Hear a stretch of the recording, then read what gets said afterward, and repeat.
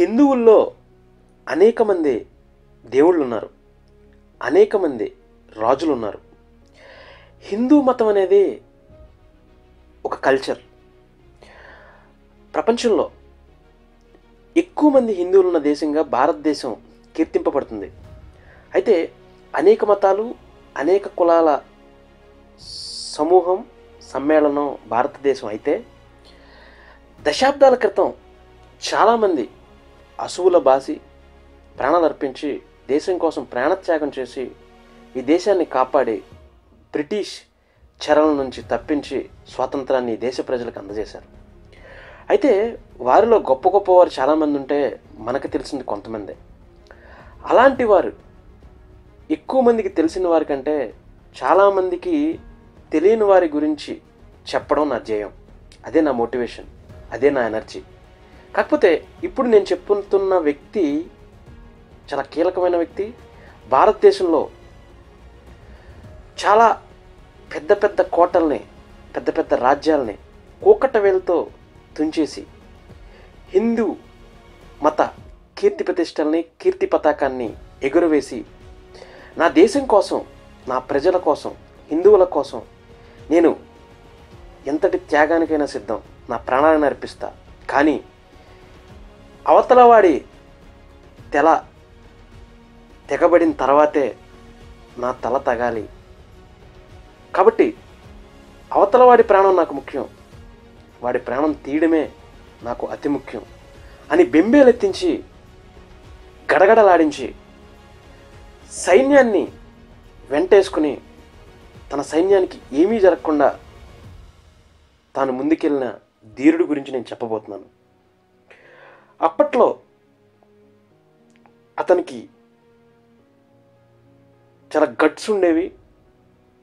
తను చాలా ధీరోదాత్తుడు, గుర్రం మీద స్వారీ చేసేవాడు, చేతిలో కత్తి ఉండేది. అలాగే అతని కథలు పిల్లలకి ఒక సాహసంగా చెప్పబడేవి పాఠశాలల్లో. వక్తృత్వానికి ప్రభావితం చేస్తూనే ఉండేవి. 5,000 అడుగుల ఎత్తులో ఉన్న మహారాష్ట్ర రాయ్గఢ్ కోటలో జరిగిన ఒక గొప్ప కార్యక్రమంలో మరాఠా రాజు పట్టాభిషేకం చేశారంటే అతిశయోక్తి కాదు. రాయ్గఢ్లోని ప్రజలు ప్రతి సంవత్సరం హిందూ నెల జ్యేష్ఠ శుక్ల త్రయోదశి 13వ రోజున దీనిని జరుపుకుంటారు. అతనే Chhatrapati Shivaji. Yes, the great Chhatrapati Shivaji. Chhatrapati Shivaji పట్టాభిషేక వార్షికోత్సవం జరిగిన సందర్భంగా తెలుగు సంవత్సరం హిందూ నెల ప్రకారం జ్యేష్ఠ శుద్ధ త్రయోదశి నాడు హిందూ సామ్రాజ్య దివాస్ జరుపుకుంటారు. శివాజీ పట్టాభిషేకంతో హిందూ రాజ్యం ఉనికిలోకి వచ్చిందని నమ్ముతారు చాలామంది. ఛత్రపతి శివాజీ మరాఠా రాజ్యాన్ని స్థాపించిన 17వ శతాబ్దపు పాలకుడు.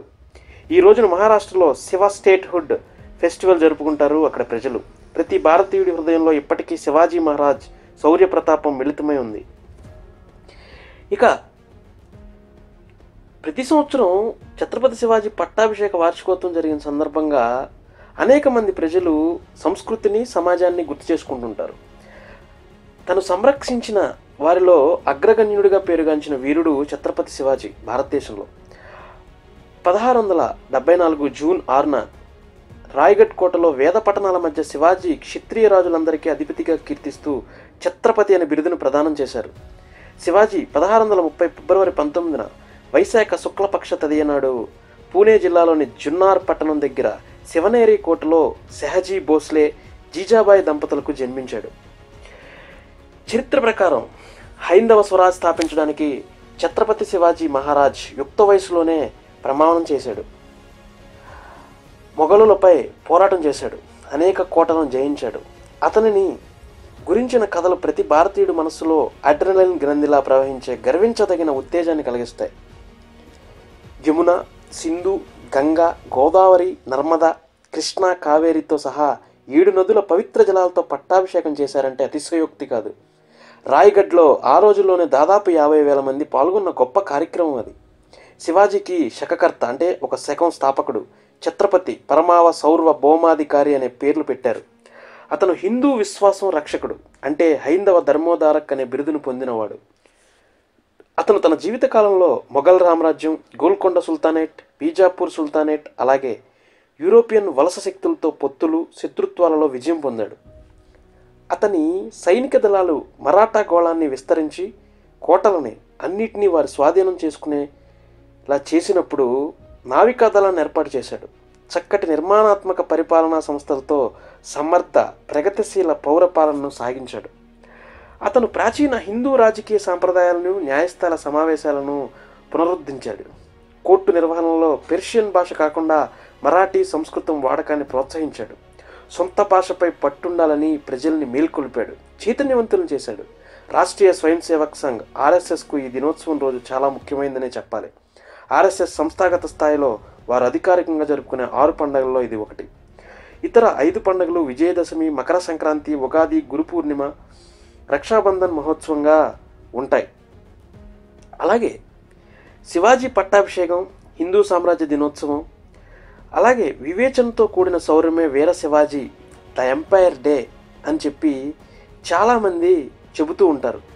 కానీ మనం శివాజీ గురించి తెలుసుకోవాల్సింది చాలా ఉన్నాయని చెప్పాలి.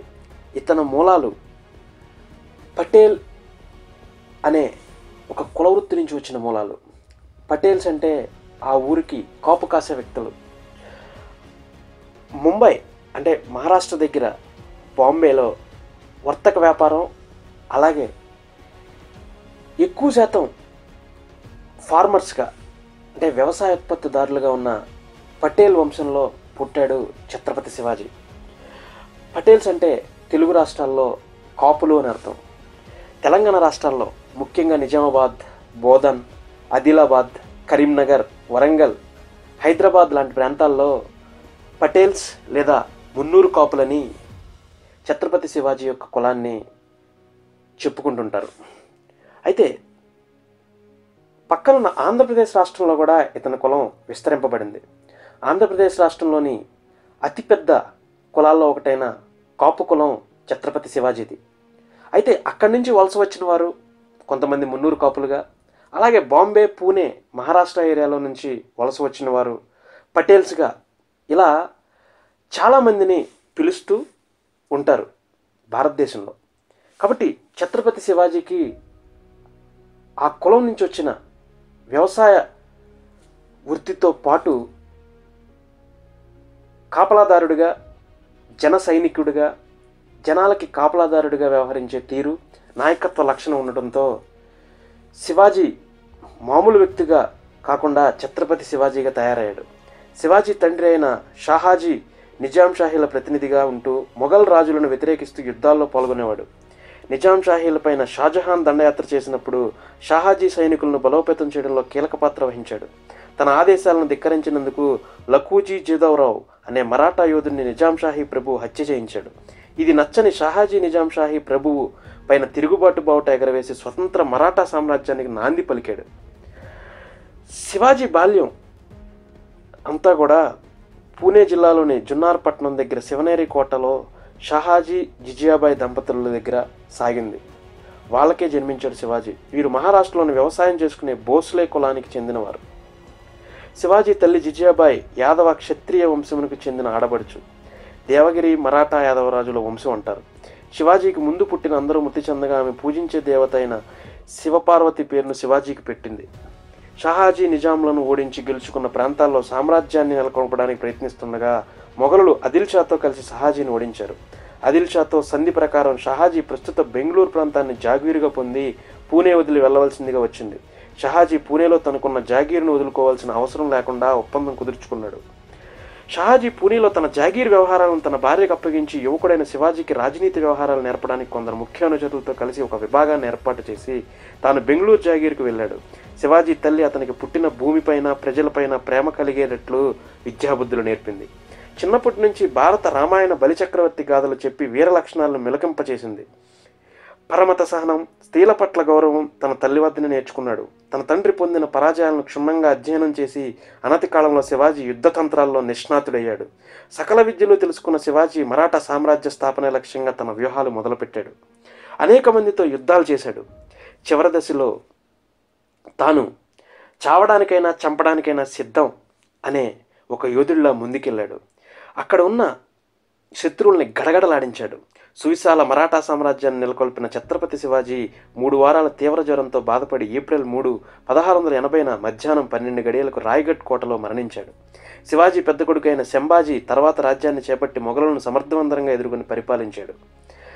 ఇలా శివాజీ శకం ముగిసినా కూడా ఇప్పటికీ దేశంలో కానీ మరాఠా ప్రజల్లో కానీ హిందువులనే కాదు మిగతా మతాలు కూడా కీర్తింపబడే గొప్ప సైనిక యోధుడు రాజు ఛత్రపతి శివాజీ. ఇలాంటి యోధులు భారతదేశానికి మున్ముందు తరాల్లో కూడా కావాలని, మున్ముందు తరాల్లో పుట్టాలని, శివాజీ యొక్క తల్లి లాంటి అనేక మంది తల్లుల పిల్లలు దేశం కోసం పోరాడుతూ సైనికులుగా పర్వత శ్రేణుల మీద యుద్ధం చేస్తూ శత్రువులతో పోరాడుతున్నారు. వాళ్ళందరికీ జై హింద్ చెప్తూ భారత్ మాతాకి జై. Thank you. ఇది ఈరోజు పాడ్కాస్ట్.